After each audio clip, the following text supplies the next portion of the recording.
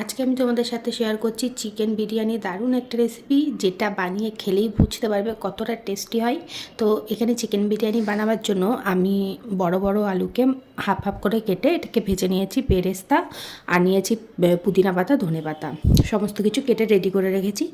আর এইদিকে চিকেন নিয়ে নিয়েছি, আর এখানে আমি 1/4 কাপ মতন দই অ্যাড করলাম, যেটা এমনি টক দই হয় সেটা।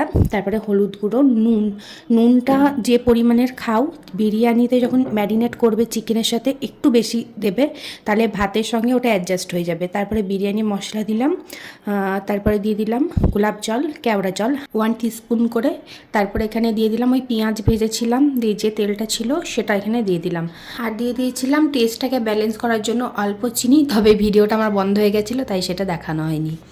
আর দিয়ে এবার সমস্ত কিছুকে খুব ভালো করে ম্যারিনেট করব। এই পেঁয়াজ ভাজা তেলটা দিলে না আলাদা রকম একটা টেস্ট হয়, খুব ভালো লাগে খেতে।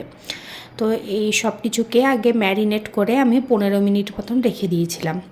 তারপরে ওই একটা মিক্সচার জারে আমি একটা টমেটো নিয়েছিলাম, 2টো মিডিয়াম সাইজের পেঁয়াজ, আর 8 থেকে 9 কোয়া মতন রসুন, আর দিয়ে দিয়েছিলাম লাল লাল কাঁচা লঙ্কা, আর দিয়েছিলাম হাফ ইঞ্চি মতো আদা। দিয়ে এই সবগুলোকে একসাথে পেস্ট করে নিয়ে আমি এখানে দিয়ে দিলাম।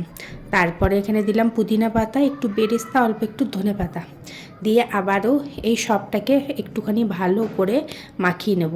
আমি আবার এখানে গুঁড়ো মশলা দিতে ভুলে গেছিলাম, মানে ধনে গুঁড়ো, জিরে গুঁড়ো, সেটা পরে আবার অ্যাড করব।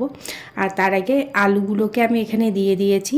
মানে আলু ভাজাটাকে যদি এই ম্যারিনেশনের এই টাইমে দেওয়া হয় না, আলুর ভেতরেও একটা দারুণ সুন্দর একটা ফ্লেভার ঢোকে আর খুব ভালো লাগে খেতে। তারপরে আমি ওখানে ওই ধনে জিরে গুঁড়ো দিয়ে দিলাম, দিয়ে আবারও ভালো করে এটাকে আমি মাখিয়ে নিচ্ছি। এবার এটাকে আমি মাখিয়ে 8 ঘন্টা মতন রেখে দিয়েছিলাম।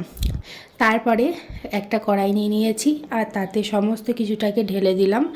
এবার কড়াইটা মানে হিটটাকে অন করে দেবো, মানে আমি ইন্ডাকশানে করছিলাম, তো এখানে এবার সুইচটাকে অন করে দিয়ে এটাকে একটু হাই ফ্লেমে আগে প্রথমে রান্না করব 6 থেকে 7 মিনিট মতন। তারপরে ঢাকা দিয়ে দিয়ে মাংসটাকে কষাবো। মাংসটাকে আমি বসিয়ে এবার ঢাকা দিয়ে দিচ্ছি এখানে, ওটা নিজের মতন কষানো হোক, হাই ফ্লেমে দেওয়া আছে। আর তারপরে আর একটা পাত্রে আমি চাল নিয়ে নিচ্ছি, বাসমতি চাল। এটাকে ভালো করে একটু ধুয়ে নেব। এদিকে আগে থেকে জল আমি বসিয়ে দিয়েছিলাম কড়াইয়ে গরম হতে, সেখানে তেজপাতা, গোটা গরম মশলা, একটু দিয়ে দিলাম সাদা তেল, লেবুর রস, আর দিয়ে দিয়েছি নুন। সব কিছুকে ভালোভাবে মিশিয়ে নেব। এই জলটা আর কি যতটা ফ্লেভারফুল করা যায় ততটা এই খেতে আরও টেস্টি হয়। তো জলটা গরম হয়ে গেছে, এবার আমি এখানে ওই বিরিয়ানি যে চালটা ধুয়ে রেখেছিলাম সেটা এখানে দিয়ে দিলাম। এবার চালটাকে মানে আমি ওই 90% মতন চালটাকে আমি এখানে সেদ্ধ করে নেব। আর এইদিকে দেখো মাংসটাও অনেকটা কষে এসেছে, আলুটা ভালো সেদ্ধ হয়ে গেছে, আর মাংসটাও প্রায় 90% মতন এখানে কুক হয়ে গেছে। এবার জলটাকে আর একটুখানি কমিয়ে নেব। আর আলুগুলো যেহেতু সেদ্ধ হয়ে গেছে, আলুগুলোকে একে একে তুলে একটা আলাদা জায়গায় রেখে দেবো, নাহলে আলুটা একটু গলে গলে যাবে, তো গ্রেভিটা অন্যরকম টেস্ট হয়ে যাবে। এদিকে মাংসটাকে আমি কষিয়ে যাচ্ছি এখন হাই ফ্লেমে। তো মাংসটা ফাইনালি গ্রেভিটা কমে এসছে, কষানো হয়ে গেছে, মাংসটাকে একটা সাইডে রেখে দিচ্ছি। এদিকে ভাতটাও আমার এখানে হয়ে গেছে, ভাতটাকেও ফ্যানটা গেলে দেবো। আর একটা বাটিতে আমি গরম দুধের মধ্যে কেশর ভিজিয়ে রেখেছিলাম 1 ঘন্টা, তো সেই বাটিটাতেই গোলাপ জল আর কেওড়া জল দিয়ে দিয়েছিলাম 1 টেবিল চামচ করে। আর এইদিকে কড়াইয়ের মধ্যে নিচটা একটু তেজপাতা দিয়ে দিয়েছি যাতে না লেগে যায়। তো তার উপরে প্রথমে ভাত দিয়ে দিলাম, এরপরে যতটা চিকেন আছে সব চিকেনটা আমি এখানে দিয়ে দেবো একে একে।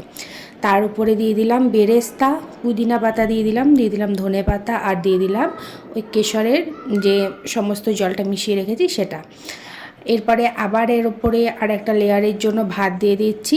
এর আগেও আমি তোমাদের সাথে অনেকবার চিকেন বিরিয়ানি রেসিপি শেয়ার করেছি, তাতে আমি ডিম আলু দুটো দিয়ে করেছি, তবে আজকে আর ডিম আমি দিইনি। এদিকে দেখো ভাতটার উপরে আমি এবারে আলুর লেয়ারটা দিলাম আর একটু গ্রেভি দিয়ে দিলাম। তার উপরে ওই সেম প্রসেস, ধনে পাতা, পুদিনা পাতা, বেরেস্তা, আর এদিকে দিয়ে দিচ্ছি ওই কেশর জলটা, কেশর দুধটা, আর তার উপরে দিয়ে দিচ্ছি আবার ভাত। মানে কড়াইটাই ছোট হয়ে গেছিলো, এমন অবস্থা হয়েছিল, একটু বেশি করে বানাচ্ছি। দিয়ে মানে এতটা বড় কড়াই আমার কাছে নেই, তো এই কড়াইয়েই মোটামুটি ঠেসে ঠুসে বসিয়ে দিয়েছিলাম।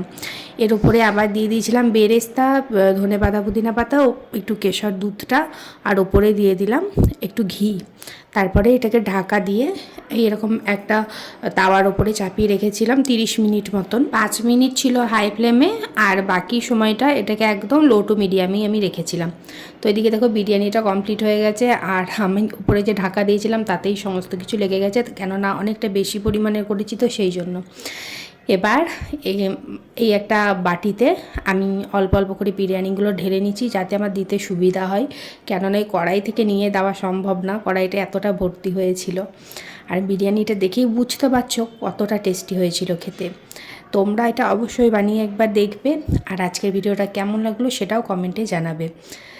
আর ভিডিও ভালো লাগলে আমার পেজটাকে ফলো করে পাশে থেকো। যদি এটা তোমরা ইউটিউব চ্যানেল থেকে দেখে থাকো তাহলে সাবস্ক্রাইব করে পাশে থেকো।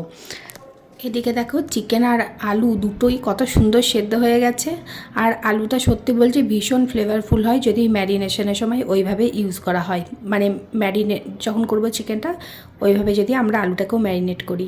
তোমরা ওইভাবে অবশ্যই ট্রাই করো। দেখা হবে আবার অন্য কোনো এক ভিডিওতে।